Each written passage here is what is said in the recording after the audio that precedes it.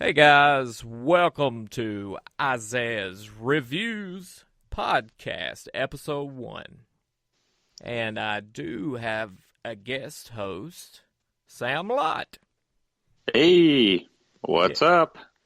And I'm found on YouTube, Twitter, Facebook. You could search Isaiah's Reviews, and I'll be there. Where are you at, Sam? You can find me on Facebook under Sam Lott, or you can check out my website, flipframevideos.com. I also have a Vimeo under Flipframe Videos and a YouTube, so you can check out some of my stuff there. I like it. But yeah, Isaiah'sReviews.com. You can reach all my Twitter, YouTube feeds, all that junk is in there. So, first off, let's talk about the CES coverage, which is starting right now, because it starts tomorrow, which is January 6th, which this podcast will go live then. So, first off, Kodak is bringing back a Super 8 camera that's going to be $400 to $750 price range. Do you think that's a good idea to kind of go back a little bit to try to get those retro guys? I don't see it being that big of a seller. It's kind of an interesting approach, I guess. I mean, there are those people that love that vintage, that vintage look. I don't know. I mean, it's kind of cool. Yeah, I can see that. Was it Polaroid that did the Cube that can kind of compete with these action cams and stuff like that? Was it Polaroid or Kodak have one? Oh, I do not remember. I think it was Polaroid Cube is what it's called. Okay. I think that did decent because I think it was only like $99 or something like that. Yeah. I don't know if I can see people paying this price. Yeah, that's what I was thinking. Like, you can go get a Super 8 camera, like an old one, that might work. Like, I've got one for like $50, Yeah. So, I don't know. Yeah, I'm having trouble because it looks old, the way it's set up and looks, and it's It's kind of neat. $750. Whew. Yeah, it's neat looking. It's got it's got a retro look to it. I wouldn't buy one. Yeah, me neither.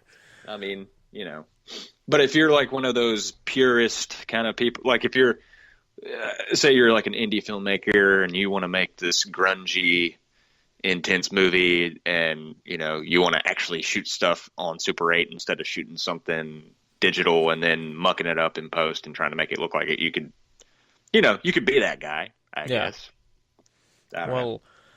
To switch up gears from camera to some other tech, Fitbit unveils Blaze smart fitness watch with color touch screen. So Fitbit's coming out with like a full-scale watch. And I think for 2015, Fitbit was actually the top-selling watch. Do you have a smartwatch or anything like that? That's funny you ask, actually. My mom got me one for Christmas. Oh, really? Yeah, but it's some random off-brand. I've never heard of it. It was some deal. She was watching Fox News, and they were running some deal where you could get like 5 or 6 of them and then get them like real cheap. Yeah. And at first I thought she said an iWatch, and I was like, oh, okay, cool, yeah. And then when I opened it, I was like, oh, wait, what is this? Yeah. God, I hope she doesn't listen to this because it's terrible. It's awful. I don't know what it is, but it is garbage. Yeah. Anyway, those things blew up so much that everybody and their mom's putting them out, and it's hard to know which is the good ones to get. Yeah. I mean, I'm not. I don't know. I don't have anything against them, but I don't have to have one. A phone is good enough for me. But some people like having all the latest and greatest gadgets. So I can understand people wanting it. Yeah, I mean, it kind of looks like a cross between something Samsung and those Pebble smartwatches might have. It's got just a square design, but it's got a little metal-looking accent piece around it. But It looks good, and if Fitbit continues to improve the app or keep it better than everybody else's, I think it'll be a top seller for 2016 as well. Huh. I've never even heard of them, to be Yeah, honest. the Fitbits, their app is really good for tracking. Tiffany, I got her one. Oh, She wait, really I'm likes looking it. at it here on the TechCrunch right now. Yeah, that's it. Yeah. That is pretty neat looking. Huh. Yeah, I mean, it Is looks it pretty good. is it Android based? I think it's their own thing. I think it just Oh. interacts with their app. I may be Oh, okay. wrong since they actually have a full screen now, but I don't know if it'll have apps per se for it, but definitely, I think it's just going to interact with their app and Gotcha. not be, something crazy. But I kind of want to talk about this. We'll stay in the tech world for like the first 15, 20 minutes and then shoot over to film. But Nikon today, the D500 to replace the D300s that announced today. And I'm kind of interested in it. I've got a Nikon camera and I enjoy it. Canon's kind of been sandbagging for a little while, wouldn't you agree? And Yeah, and Sony's just blew up and become the top dog. Sony's taken over. Panasonic is right behind them, Yeah. at least in terms of video. Yeah. Well, DSLR or mirrorless size cameras that shoot video. Yeah, like the Sony A7S II came out not too long ago, and it's, from what I hear, it's pretty incredible. But I mean, this still struggles from a lot of the problems that the first one had, as far as like battery life and I think overall navigation in terms of the layout of the software. Yeah. I'm about to one up you. Oh no. The new camera.com, I always go there and check out their stuff, and they've been talking about another Nikon. Uh-oh. It's full frame, wow. full frame low light monster that's supposed to put the Sony A7S to shame. Wow. The Nikon D5, they're saying here that the leaks have already, the specs have already leaked out, and apparently features an extended sensitivity ISO at, what is this? Oh my God, 328,000. No. Mm. Oh wait, what? Maybe they added a zero there. I don't know. It's ridiculous. It's something ridiculous. And it's a 20.8 megapixel CMOS sensor. Right.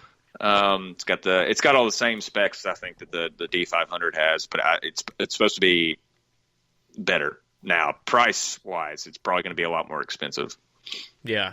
But you do get that full frame sensor, so It's probably going to be expensive because this D500 with the 16 to 80 kit lens, which is VR, is $3,070, and just the body's $2,000.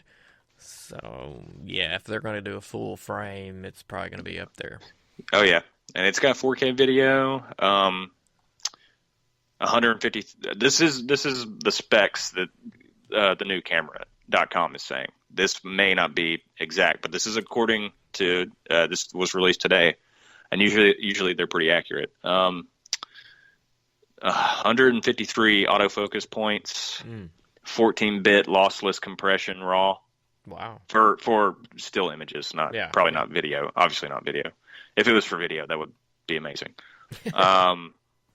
Yeah, and I didn't read this wrong. 3,280,000 ISO. Good grief. That's what it says. I don't know. I see. Well, this D500 is 1.6 million expandable max ISO. So yeah, you're probably right. Yeah, this is the extended. And I mean, you're never going to use that. Right. Yeah, it would probably look like doo-doo, to be honest. But I mean, it'll go that high according to what they're saying here. Regular sensitivity, highest ISO. Okay, is 102,400 ISO. Okay. So that's good, But yeah, here's the thing I thought was kind of weird, and I noticed it with the D500. It's got two card slots, one for SD, and then one for Q, or is that right? What was that? Or XQD? XQD. Is that XQD? I don't don't know. know. I don't know what XQD is. Probably something new. I think it's a new expensive format Yeah. or type of card. So, yeah, Nikon's going to try and get into the 4K game, and Canon needs to rebuttal. Well, they're supposed to come out with something big, I think. They're supposed to come out with the Canon 1DX Mark II. Yeah. So, and that is supposed to take the place of the 1DX and supposed to take the place of the 1DC. Yeah. Which was absurdly overpriced. When it came out, it was like $12,000, whenever Panasonic and Sony came out, with their much better priced and much better video centric cameras, mirrorless cameras, GH4 and the Sony A7S, they were like, oh, we need to drop the price of our Canon 1DC. They dropped it down to a whopping $8,000 because that's a good price too. Anyway, I don't know. I'm ragging on Canon, but they need to get their crap together. Yeah, I mean, I don't understand how far behind they could really be. I think they're just doing stuff because people's buying it, and then now they're losing business, and they're like, let's just come out with stuff we've already had back here, working on getting it better to compete when the time's right. They're doing damage control now because if they don't come out with 4K, they're screwed. There's going to be those Canon purists that are going to buy it just because they want the stills, but people who are doing video are jumping ship. They've already jumped ship. Everybody I know doesn't even shoot on Canon cameras anymore.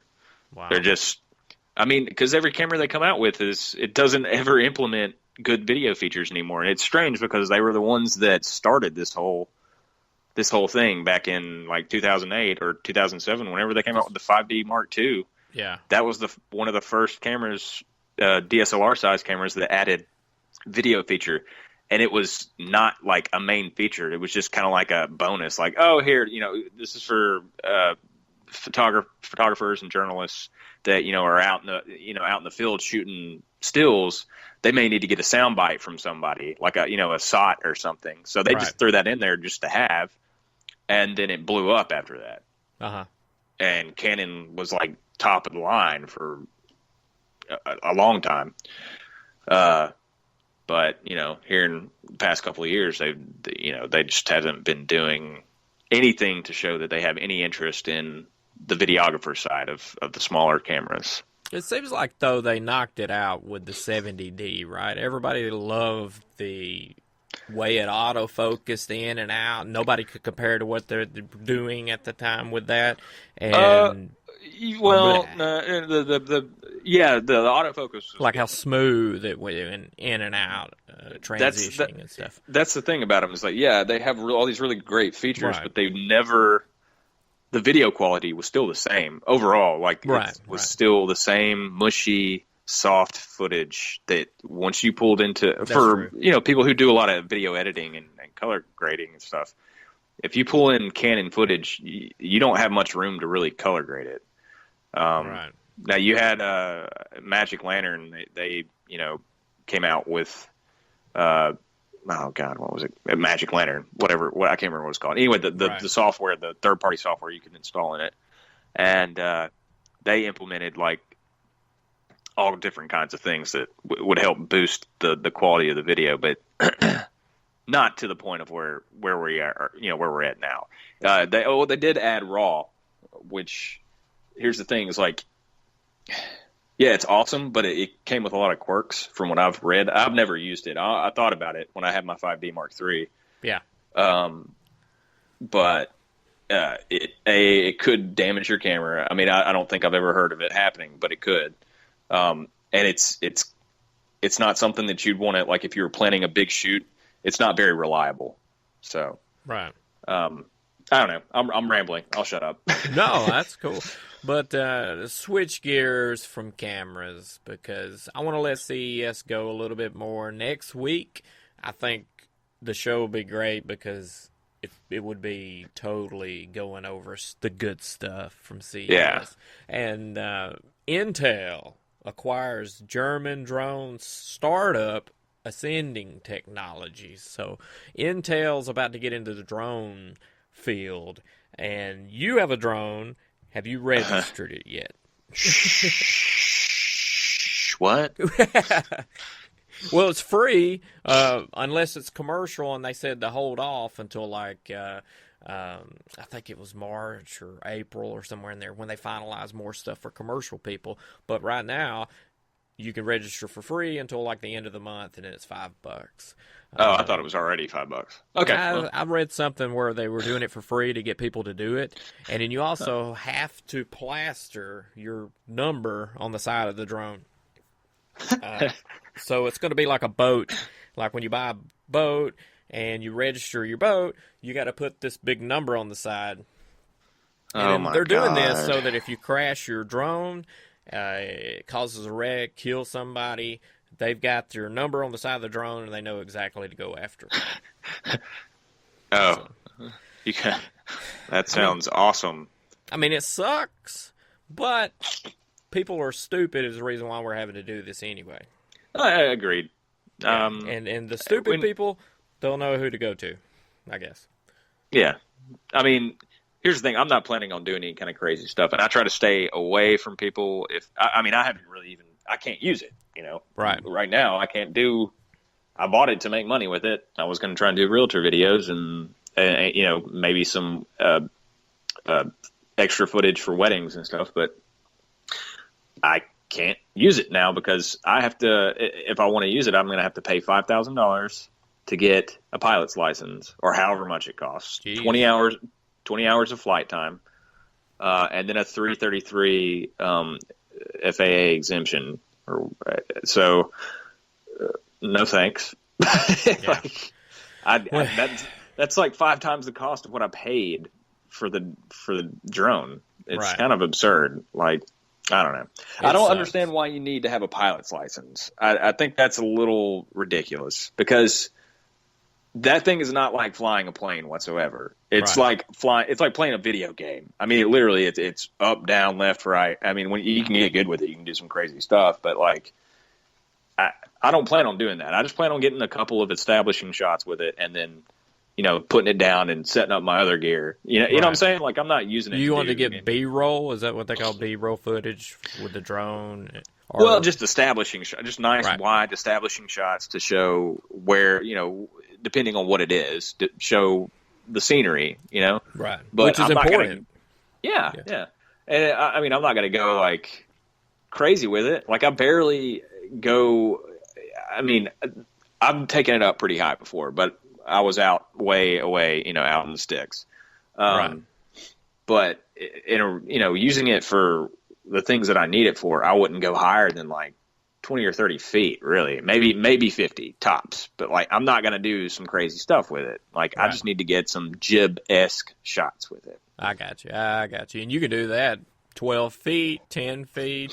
It's just that rising jib crane shot, which looks beautiful, and you can do it a hell of a lot cheaper on your drone than you can buying all that crap and then wagging all of that around. Yeah, exactly. I mean, you can get some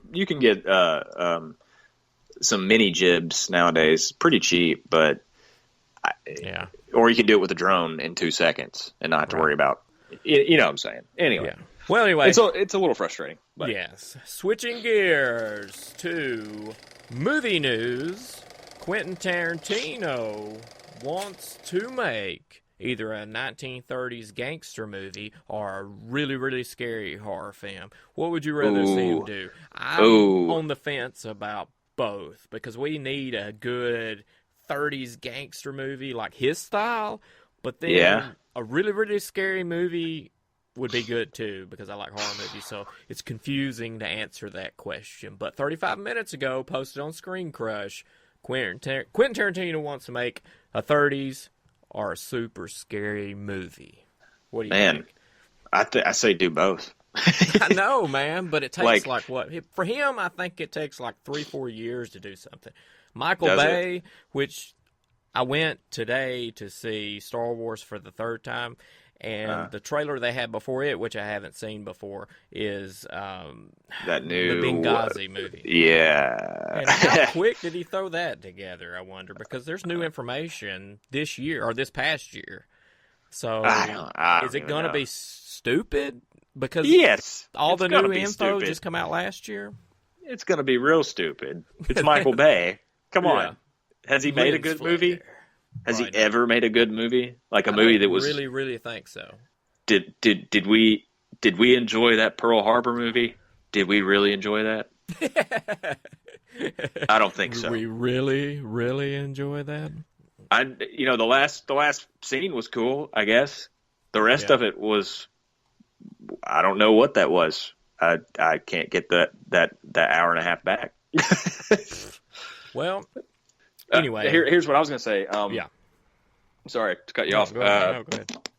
It's interesting you say he wanted to do a horror movie, because originally he was talking about how he loves the Halloween series, and he was going to do. I don't know if you remember hearing about this, but back in the mid '90s, when Dimension had bought the rights to Halloween, and then they were working on Halloween 6. They were trying to conclude the events of the late '80s Halloween series, Yeah. and he was in talks to do it or something. And I remember hearing about that and thinking that was really cool.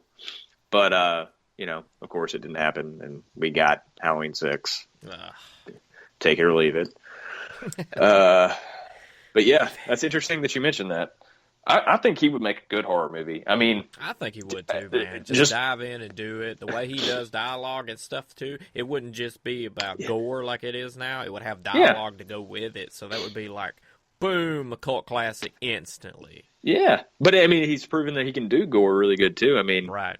look at Death Proof. I thought that was awesome. And that was pretty creepy at first. And then it kind of Right. switched gears towards the end there. But yeah, the wreck scene was awesome. With like that was limbs and intense. stuff coming off of him. Yeah, that was awesome. And then like the Hateful Eight, like I know we already talked about this. It felt like Clue meets Evil Dead, but without demons in it. Like it was just kind of like crazy gore. I don't know. I thought it was really good. Yeah. But I think he can pull off a horror movie really, really, really well. Cool. Well, switching to Star Wars since I went and watched it for the third time today, the Han Solo films are going to come out in 2018. It's a so-called prequel spinoff. While the filming, it will not hit theaters in 2018. So, got to wait for that. But I think, when's the next Star Wars film? I wish I had that. December 16th. Rogue One. Yeah, that's awesome. And you said that there's a leaked trailer for that out?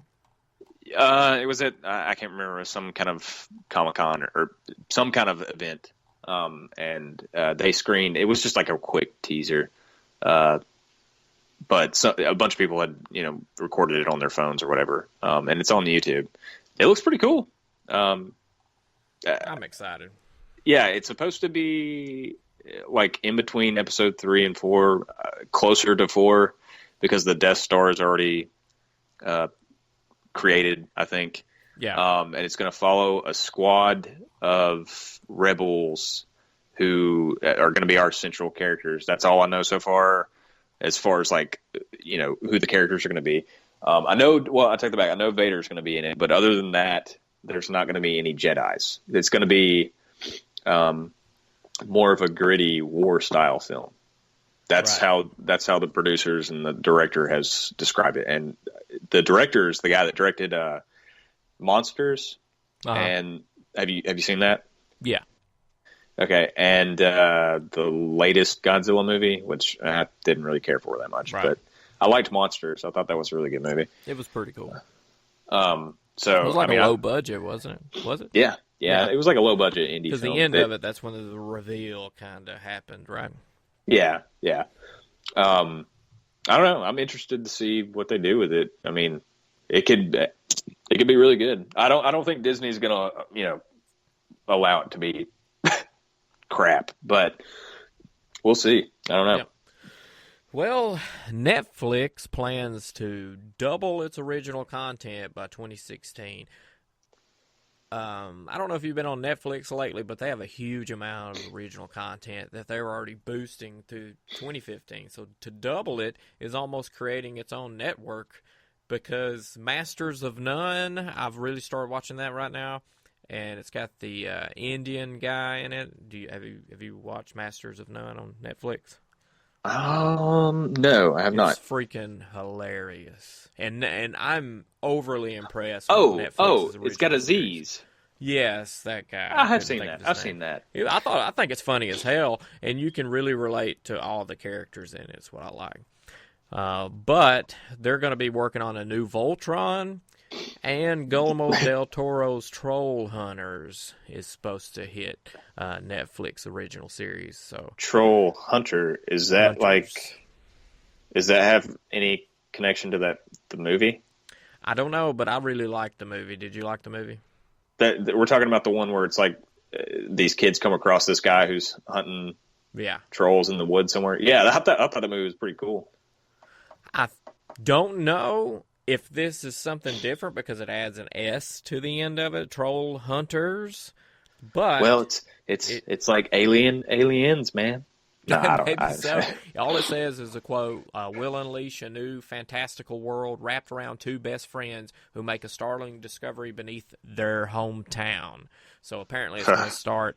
I don't know if it says best friends, so it may be kids, teenagers find trolls, and they Where you seen turn that into at? troll hunters. So, huh? Where's it at? That's on Screen Crush. That's under movie news on page 2. Huh. So that's pretty exciting, because That I is. like anything Guillermo del Toro does. Seems to be pretty good. And the last I'd heard, what is it? Pacific Rim keeps getting like held up, pushed back.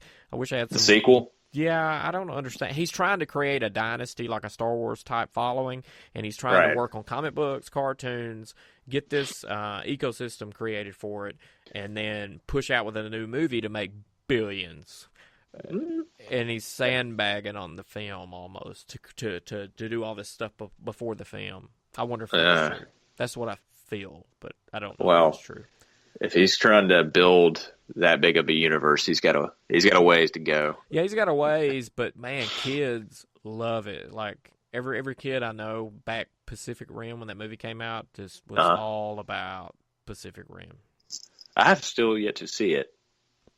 Well, I've heard it's good though. I mean, I haven't. I've heard it's it's not like Oscar yeah, it's not worthy, like, but it's a fun movie. I mean, it's like we talked about Titanfall, but it was the first time you play Titanfall. It's kind of like, whoa, this is so new and awesome. And you watch it a second or third time, and you're kind of like, man, whatever. Storyline's not Right. that great, Right. but it looks cool. Transformers 5 I confirms don't Michael Bay to direct. Michael Bay directing Transformers Do we need 5. another one? They just keep dwindling in Yeah, it sucks. absurdity. But Did we you got see a the minute. recent one? Yeah. Anyway, So, sorry. we got a minute and 15 seconds. Doctor Strange. What do you think? Oh, yeah. Benedict Cumberbatch's Doctor Strange. I thought it looked freaking awesome. He looks good. He looks like Doctor Strange. He looks identical, man. You can count strands of hair on his head. That's what Kevin Smith said in photos. He was like, man, that looks freaking awesome. And I think he nailed it, man. It looks like Kevin Smith's words looks like he's holding the back of the cock, and then he's pushing the cock through his left hand with his lightning bolts, like he's guiding the cock. And I thought that was hilarious because I'm looking at the picture right now and it looks just like he's holding a lightning cock. And he's like squirting it out like a machine gun or something. He's looking into the eyes of all the nerds. He's like, yeah. Yeah, take this. Squish, squish, squish, squish. Oh, I don't know. Lordy. But anyway, this is the end of episode 1 of the podcast of Isaiah's Reviews. Hosting is me. Guest hosting is Sam Lott. So thanks for watching. We'll be back next Wednesday, the same exact time. See ya.